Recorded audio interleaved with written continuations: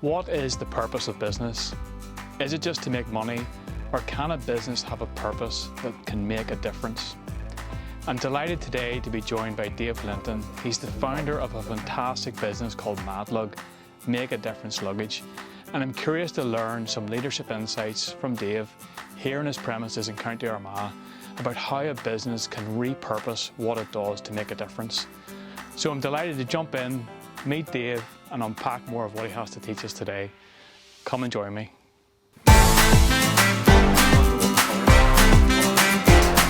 If I was to get a weekend job in here, Dave, if I had a machine, you'd be working with me. So it's great to be joined today by Dave Linton, who is the founder of Madlug, which is Make a Difference Luggage. And we're going to unpick and look through some of the leadership insights that Dave has in this fantastic organisation. But we're going to particularly look at the purpose that a business has. And I'm delighted to be joined by Dave. And let's jump in with our first question. So Dave, pleasure to chat with you today. Madlug strikes me as a business, as an organisation that has a very clear mission or a very clear purpose, which is to make a difference. It's in your name. Can you tell us a bit about the purpose of a business? Surely it's just there to make some money. Yeah, it's definitely there to make money, but it's what we use the money for. So Madlug basically stands for Make a Difference Luggage. And it was set up because there's 40,000 children enter the care system every year.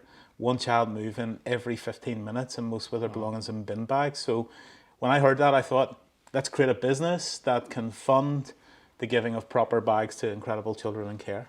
Wow, brilliant. And for someone watching this today, or even from my own perspective of running a business, how can they look at repurposing what they're doing if this is maybe a new idea of what they can do? Because it strikes me at the minute, we've come through COVID, business have gone through Brexit. We're now in a time today, even filming this, when there's basically war going on in the world. And it seems to be we're in challenging times, and people seem to be wanting to be outward looking or show kindness or care. How can a business even start to look at that if they have a heart to do that? Yeah, I'd say that the key to this is really finding their black bin bag story. Okay. So it's very easy as a business to go, we'll just be charitable and write a check at the end of the year. Yeah. But as leaders, I think it's about living our lives in the everyday with our eyes wide open, looking for their black bin bag story, which ours is literally a black bin bag. And when you find that, the stuff that either breaks your heart or the stuff that you see people responding with true and real joy, then it's about saying, I want to use my business. And then you've got the profits, but you've got a story that really connects you and your profits to really making a difference. Okay. So again, your business is, explain some more about that so people can purchase a bag. What happens at that point? Yeah, so the reason we went into business was, when you look at the charity model of funding, the funding pot isn't getting any bigger. Yeah. So if you bring a new problem into a already needy area and already a pie of a certain size, all you're going to do is either slice that or compete and take it away from somebody else. Right. So when I was looking at the whole black bin bag story, Neil, it was a matter of, how do I fix that problem without creating another problem by removing funding from one of those other organizations? So that's where business came in. So it's simply a one-for-one business model. That thought if people buy bags, people wear bags. So if I could create a bag company that actually we sold bags, and with every bag we sold, we could give a bag to an incredible child in care, that would fund and fix the problem, but we would be using business. So for us, profit is key because it's in the profit that we can do the giving of bags. Right, so if we don't get business working, we can't actually make a difference. Yeah. So just on a disclaimer note, our business has purchased some of your bags, and I use one of your backpacks every day for work. I bring my MacBook in it and my notepad and all sorts of stuff. It's a fantastic product. True Madlugger. But we really felt we were able to make a difference by purchasing those. So that's something that we really enjoyed doing. And I know there's other organisations, other charities, other businesses that are in a similar space. But I wonder, from a leadership perspective, when you saw, right, I want to solve this problem, you start on a Monday morning, did it all just happen within the first day, the first week? I mean, what's the journey been like? So for me, it started with £500 or £480. That went into 40%. £480 was 40% of our was a deposit for the getting the brand assigned. Wow. And we just went for it. And I think the learning for me as a leader is when you really get this right of clarifying your story and seeing your role of inviting people into that story to make a difference with you, is that money always follows vision. And so for me, that was kind of how I did it. I went, I had no background. I was a youth worker for 22 years, no background in business. Wow. And I was in my early 40s. And so it was a matter of, how do I do this? But I was so convinced that just going for it, taking a small amount of money, it really needed to be proved in many ways because I had no background in bags. So it had to be kind of like, let's go on a journey and see.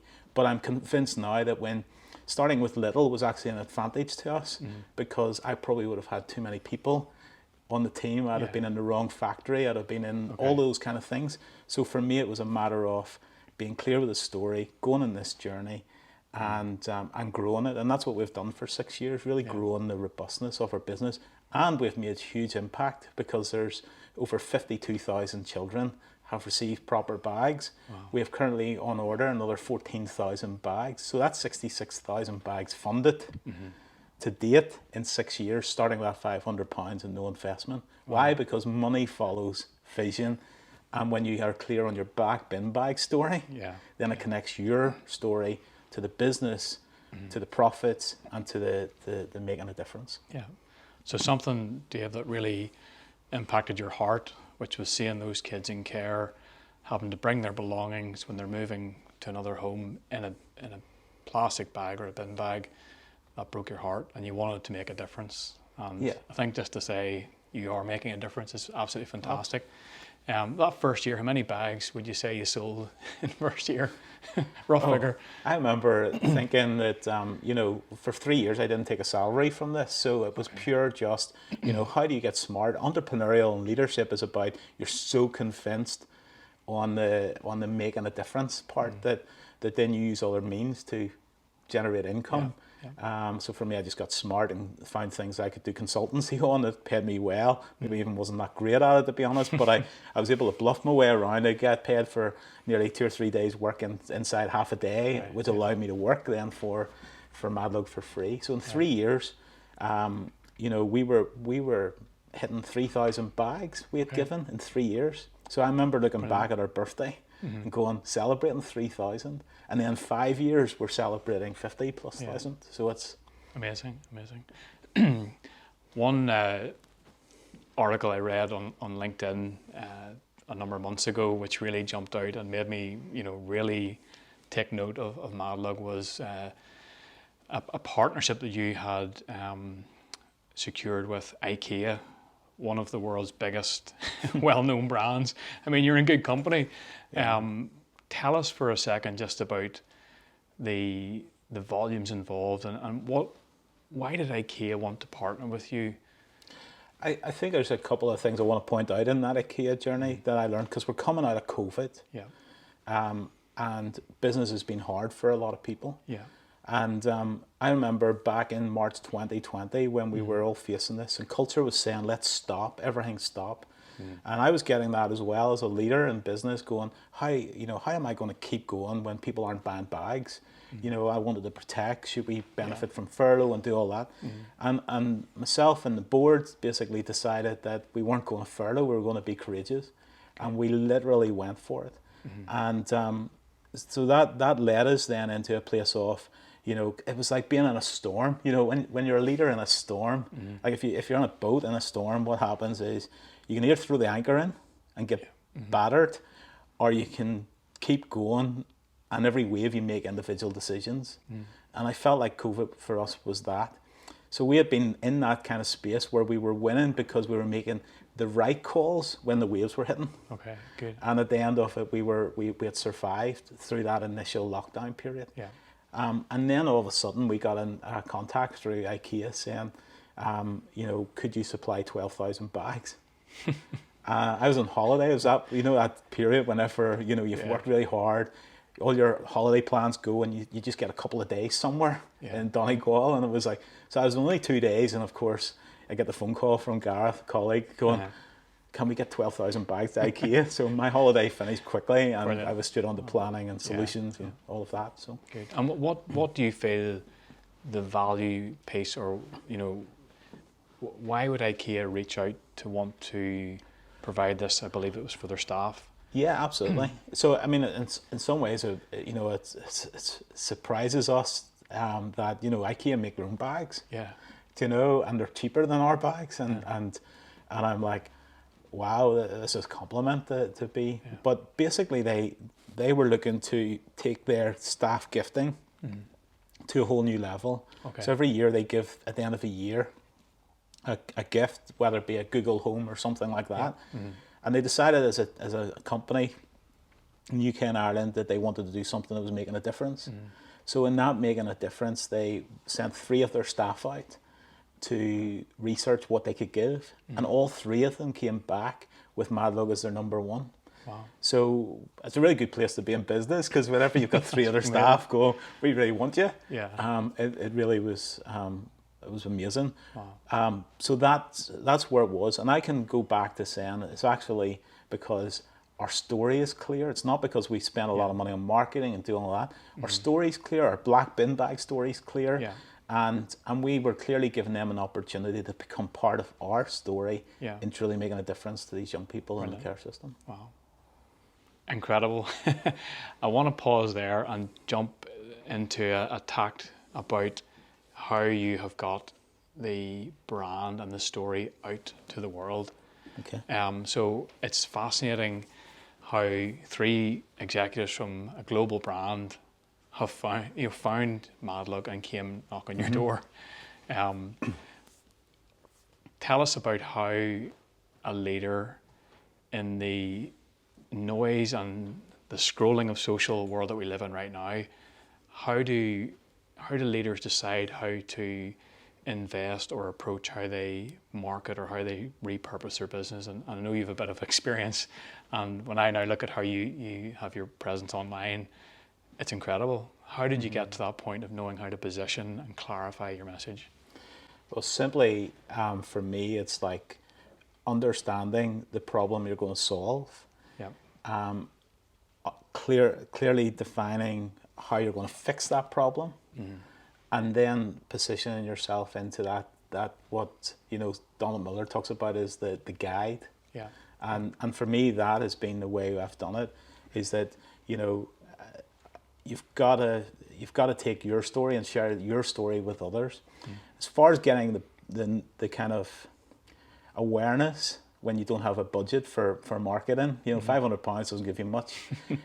In some ways, having the name and how I came up with the name helped us do that. Okay. Because it was like I didn't know how to brand something. It was like and I didn't have money to go to a fancy branding agency to do this stuff. So it was like, Google, how do I start a brand? Right. And Google basically gave me 2 answers, and it says you either create a brand new word, like Kodak, or you create a domain that goes wegivebagstokids.com or wemakewebsites.com, that kind of thing. So you say what you do in your domain. Okay. So I thought, I like the idea of a new word. I also knew that the issue that we were trying to fix, even though we're mainly in the UK, we see the opportunities global in this, because when you go into the care system in the UK or in the US, it's 500,000 plus, and one child moving every 3 to 4 minutes. So it's even greater need there. And so I started to think, well, I need a .com address. So how do I get a .com address that isn't used, that's good? So I started using acronyms. Now I'm dyslexic, so I come up with new words every day, so it's not really a challenge. So I remember going, dignity.com and dignitybags.com, everything was taken. Right. And I thought, make a difference. Okay, I've heard that before, MAD. Yeah. And then the whole lug your bag, and luggage and abbreviation, so Madlug, but madlug.com, and wow, there was nothing there apart from one little hipster group in America that were doing Unix design code. It was called, something Unix, and they had .org, and I knew that we could come in with no money, and just carve the first few pages of madlug.com. So we bought all that we could. Now we own madlug.org because they give it up. You know, they were by page 5 at the end of it. So sounds, but that's kind of how we did it. And then taking that .com, carving that out into awards, conversation, even learn how to pitch your story, clarify that 60-second, then going into pitching competitions. That got me opportunity to have breakfast with Richard Branson, you know, as a result of that. You've met Richard Branson? Yeah, I've had breakfast with him. Right. Did he give you free tickets to America? No. And I'm so glad, you know, he didn't, to be honest, but because affiliation, you sometimes realize that actually some things are good for your brand. What I learned that morning at the breakfast was, Richard Branson is the real deal. But afterwards, because I put it on my socials, you know, you end up getting, he's going to take the government to court, and so a bit of wisdom learned. A bit of wisdom. So it's like, I'm so glad I didn't take any of his money that he didn't offer. Okay. Brilliant. So no, it's fascinating. So it's things like that, Neil, that, you know, when you put yourself out there and you've got, you know, you get noticed, and you're clear with your story, you're clear with your brand, and winning awards and stuff like that gets you stages and platforms. Good. So a business can clarify what it's about. It can have a purpose. It can have a mission. And it's been brilliant to see that purpose or that mission can be to make a difference. And that's something that I think there seems to be a shifting sand in the marketplace to see generosity, to see care and kindness. And I think you give a great model and a great, you're pioneering something there, so it's fantastic, Dave. I believe that customers want to see that. I believe that employees want to see that. But what I believe makes a difference is what makes you stand out in a space where nearly lots of people are doing social good in some way, of whether a donation or helping, is that black bin bag story. So, you know, the thing as a leader, whether you're in a for-profit business that's just purely dividends and shareholder value at the end, or whether it's a social enterprise like ours, what really makes you stand out is, do you passionately believe, do you get up every day as, I'm going to use what I have to make a difference? And that doesn't change how you run your business. All it's doing is that you make a decision at the end of the year, or a decision throughout the year is, I'm going to use this, or I'm going to take even risk, because it's not always about waiting until you have more.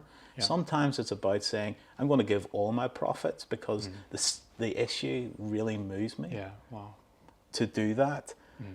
But business is good because people are getting paid and people are so it's that leadership in the midst of it, I think, makes it stand out. Because I've gone into shops recently, and you know, and the banners up above the cashiers going, you know, we give water to in Africa, and you ask the cashiers, like, what's that about? And nobody knows. So you know, that's the stuff that I think consumers see beyond. But when you're coming out of it a true leader, with a true heart that's got a black bin bag story that breaks their hearts or ignites joy in them, then actually I think that makes you stand out amongst the crowd. So there's a authentic passion coming through that people resonate with. And I'd say your black bin bag story is the story within the story. So it's very easy, is that, you know, say, Neil, you're running M-Tech and you have a heart to help homelessness. You know, that's a big story. I'd be saying is, okay, so what's your black bin bag story? The story in the story. Because the big care system is there, but we're fixing a bin bag story here. And I think that's the part, is when we get as leaders in the social impact space going, we're going to use our profits. It's finding that black bin bag story, the story within the story. And that makes you shine. It's stand out, I believe.